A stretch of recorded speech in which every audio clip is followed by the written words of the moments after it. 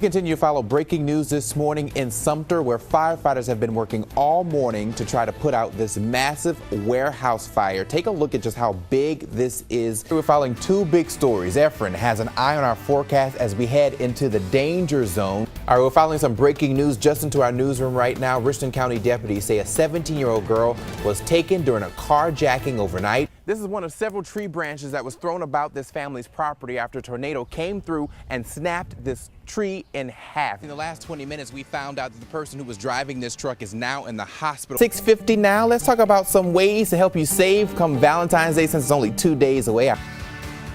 Good morning, and thank you for waking up with News 19 this morning. I'm Deon Guillory. It's a warm start to your Friday morning, so let's kick things off with meteorologist Efren Infante with a look at possible record-breaking temperatures. Efren.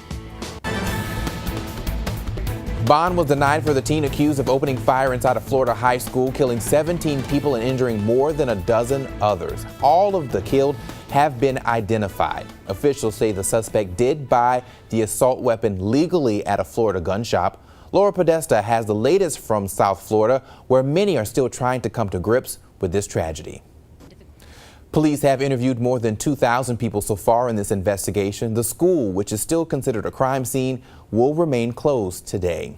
A day after this tragedy, a high school student in South Carolina was arrested because of school safety concerns. A 9th grader at Broome High School in Spartanburg was arrested after deputies say the student made a social media post wearing a mask and holding what looked like an assault rifle. Deputies say the suspect says the post was a joke and he didn't intend to hurt anyone. Teachers say they worry about the safety of their students every day. Their role in the classroom is to be a nurturer, mentor, educator, and now a protector. Here in South Carolina, identification, sign-in sheets, and school resource officers are standard in schools.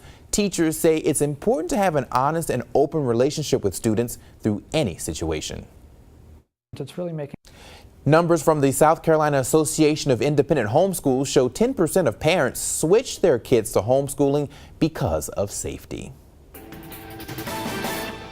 New this morning, the National Transportation Safety Board says a hand-thrown switch in the wrong position caused a deadly train collision earlier this month. The report says CSX signal personnel suspended the traffic control signal system to install an updated system for positive train control.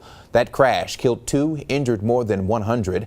The NTSB is recommending the Federal Railroad Administration issue an emergency order for trains to move slower and confirm switch locations as they pass through areas where signal suspensions are in effect. Now to this developing story. The 4-year-old kidnapped earlier this week is now back with her family this morning. Heidi Todd's mother was found badly beaten by a man police called an uninvited guest. The child was found sleeping in a car in the woods of Alabama with 37-year-old Thomas Evans. He was later arrested in Mississippi. And we are learning more about Thomas Evans. He was released from prison in Spartanburg County back on February 1st. An inmate disciplinary report shows that while behind bars, Evans was disciplined for hostage-taking and possession of a weapon on December 18th, but despite that incident, he was given probation some 6 weeks later. He was serving a 10-year sentence for armed robbery. One other note about this case, and it has to do with this sketch of a person of interest, a man who looks nothing like the suspect, and you can see the pictures side by side. That sketch was based on a description that a neighbor gave police of someone seen in the area days prior to the kidnapping. Authorities say they're no longer looking for that person and there's no danger to the community. Continuing coverage now. 4 proposed immigration bills in the Senate all failed yesterday. That leaves the fate of dreamers, immigrants brought to the U.S. illegally as children, in jeopardy. White House Press Secretary Sarah Sanders says the fault lies with Democrats, saying they are not serious about finding a path to citizenship or hundreds of thousands of dreamers. But many Republicans also voted against President Trump's bill that would have given dreamers citizenship in exchange for billions to build a border wall. South Carolina Senator Lindsey Graham said he doesn't know where the Senate goes from here. All I can say. Last September, President Trump set a March 5th deadline for Congress to act on DACA. Now to the flu epidemic. Figures released show the flu vaccine is only 36% effective in preventing severe illness, and it's only 25% effective against the strain causing the most misery. Only once this decade has the vaccine been so ineffective, and doctors say the vaccine is this way because the virus mutated after researchers created the vaccine. Once researchers know it's mutated, it's too late to make changes because it takes several months to make the vaccine.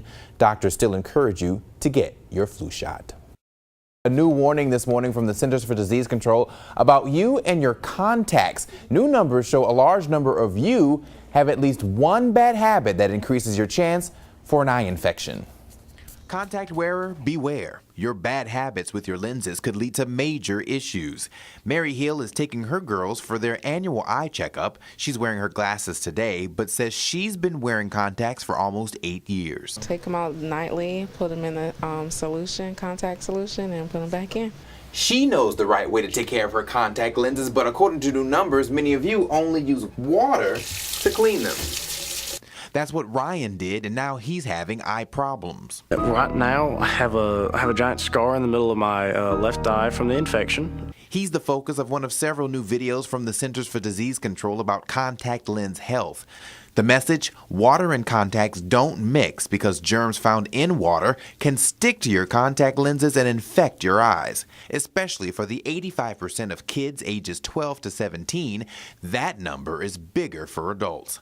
Some other bad habits from the study are sleeping or napping while wearing contacts and not replacing them as often as prescribed. Does that surprise you? Well, no, because I see it every day. Dr. John Brinkley is an optometrist who says he's seen a red, painful eye, which could be the start of an infection. He says with school back in session, give your kids an extra 10 to 15 minutes to put in their contacts. I'm going to put a drop in here and a drop here. Tell me if you can feel it. Hill's 10-year-old's checkup is good. She's keeping her eyes open to healthy lens care. Now, the CDC says you should also replace your contact lens case regularly because germs are more likely to get on the case when it's not replaced. Also, remember this: do not sleep or nap while wearing your contacts. A lot of people are guilty of that. It increases the chance for infection by 6 to 8 times. 6:49 now. Getting a haircut just does something to you. You feel like you can take on the world with some swagger. Well, there's a place in Columbia giving some veterans behind the clippers a new level of confidence as they try to weave their way through a new battle. The guards are off and the cleaners are out. Then comes a few pumps with the foot to lift the chair. It's time to get cutting. Behind the clippers is Gladys Kelly, a retired Army sergeant. As a woman doing it, do you ever see some pushback from it?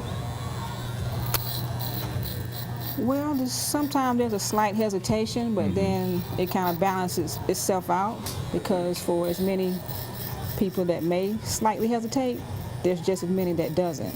Kelly didn't hesitate to bring her love of locks here to the Your Professional Image School of Barbering in Columbia. She is one of 15 current students, most of them veterans with some serving in combat. So Yeah, I know he had a lot of problems doing barber shops with that guy. Making sure there are no split ends is Tony Taylor, a barber with more than 20 years experience. And as I opened up a shop and I decided, it's got to be something greater than this. Maybe finding something else to do on another level. Then it came to me, to teach. He opened up this school a few years ago. Then last year, he wanted to take it to the next level. I found out that the VA was offering what they call the post 9/11 and GI Montgomery bills, where they help veterans get into barber school. So that's what kind of brought me into the program itself.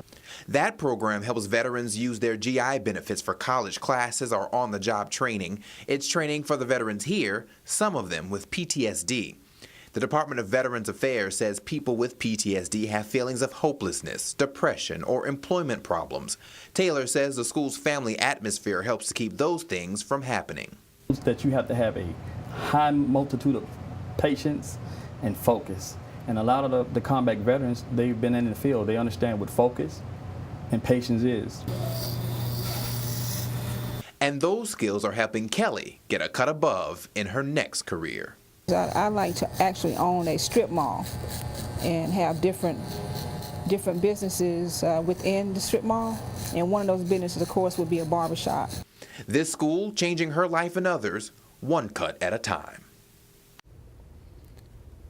Well, Kelly graduates in October, and your professional image school of barbering is at 2412 Two Notch Road in Columbia. They're open Tuesday through Saturday from 9:30 to 4, and they take walk-ins. I like your haircut. Thank you. Looking sharp. She did it, so great job to her and all the students there at that school.